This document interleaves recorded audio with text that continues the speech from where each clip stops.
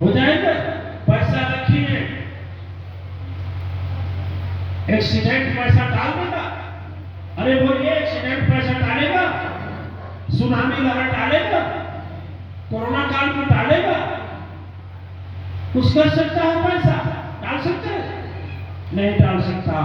इसलिए लेकिन एक पैसा है, एक संपत्ति ऐसा है, एक धन ऐसा है जो सबको क्या करता है?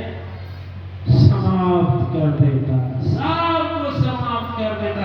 वैसी आग है जिसमें कोई ऐसी विपत्ति नहीं है जो जल करके भस्म न हो जाता। उसके लिए एक सच्चे भाव, प्रेम और विश्वास, तीन चीज की जरूरत पड़ती है। और उसके बाद आप मगन होकर के रहें। ठीक है? अब जब दिव्य आत्माएं आपका भरोसा और विश्वास नहीं, बोले ना, यह संसार बड़ा विचित्र है।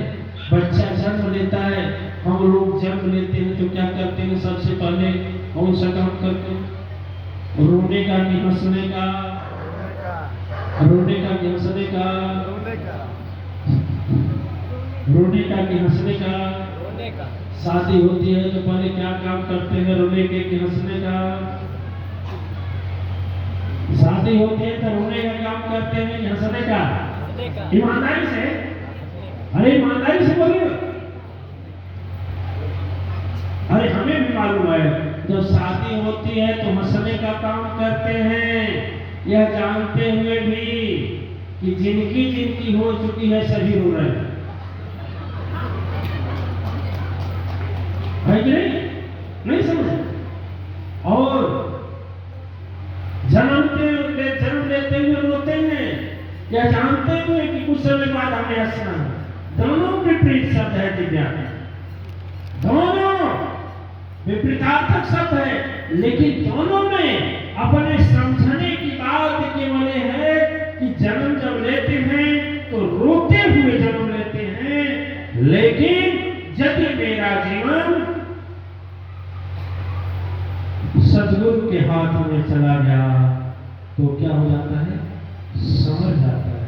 बिना सदगुरु के जीवन संवरने वाला नहीं है। बिना सदगुरु के मुझे पता ही नहीं है कि मैं कहां और कैसे क्या करूं। इसलिए जीवन में सदगुरु होना जरूरी है। एक राजा था, एक राजा था। और राजा, एक बार की बात थी कि उस जमाने में सभी राजा लोग शिकार खेलने जाते थे। वो भी गया।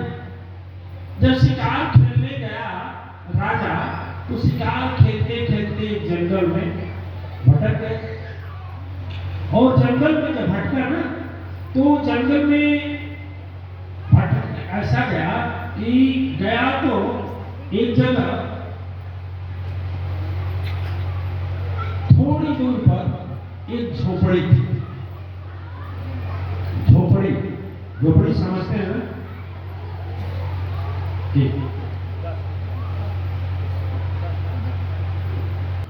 झोपड़ी में उस जमाने में ट्यूबलाइट नहीं था।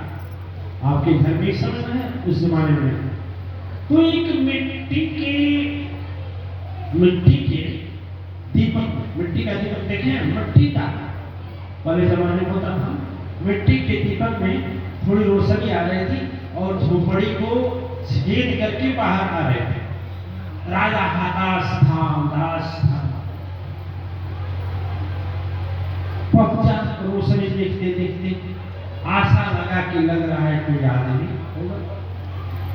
जब वहां गया,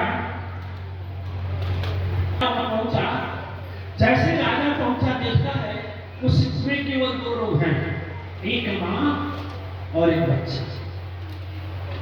और वो घर जो था, झोपड़ी जो था, जदवंशी जानते हैं ना?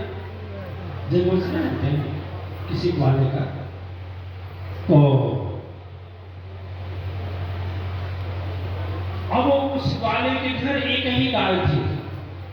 गाय करते, लेकिन जब देखा कि हमारे घर देश के राजा आ गए, तो अब तो देवो भ्यो नमः। अतिथि देवो भ्यो नमः होता है ना कि मन अतिथि भगवान के समान होता है, उसका सत्कार करते हुए अपने जितना हो सकता है उससे ज्यादा। फिर राजा के घोड़े को एक किनारे बांधा, झोपड़ी के बगल में ही था छोटा सा झोपड़ी बना हुआ, उसमें घर का काम मिले यही पत्ते को बिछा दिया, ऊपर से कपड़ा बिछा दिया और लेटा दिया। राजा को भूख लगी थी। आप ये बताइए भोजन मीठा होता है कि भूख? भोजन मीठा होता है कि भूख? नहीं समझ में आया। भोजन में स्वाद होता है कि भूख में? भूख में। यदि महाराज जी ना देवरिया में एक दुकानी वो दुकानी कहीं चाट खाए, कहीं कुल्फी ले, कहीं समोसा ले, कहीं पकौड़ी खाए, तो शाम को घर जाएंगे तो घर का बना रोटी अच्छा लगेगा? पेट तो पहले से भरा है, मन तो बिगड़ गया है। वो दुकान पर खाते खाते तो बोले कैसे बनाई होगी रोटी, इधर का उधर हो गया, कैसी सब्जी बनाई हो? क्यों कि भूख तो है ये नहीं। तो स्वाद किसमें होता है? भूख में। अब राजा भूखा था तो राजा को भोजन करने के लिए जब लाया गया तो उसके पास जो गाय थी ना, तो एक बार दही लाया, बड़ा मस्त। फिर दूसरी बार दूध लाया, वो भी बड़ा स्वादिष्ट। फिर तीसरी बार दूध दही के साथ राबड़ी बना लिया, उसे छील डाल दिया, राबड़ी बन गई। राजा को हुआ कि इसका इतना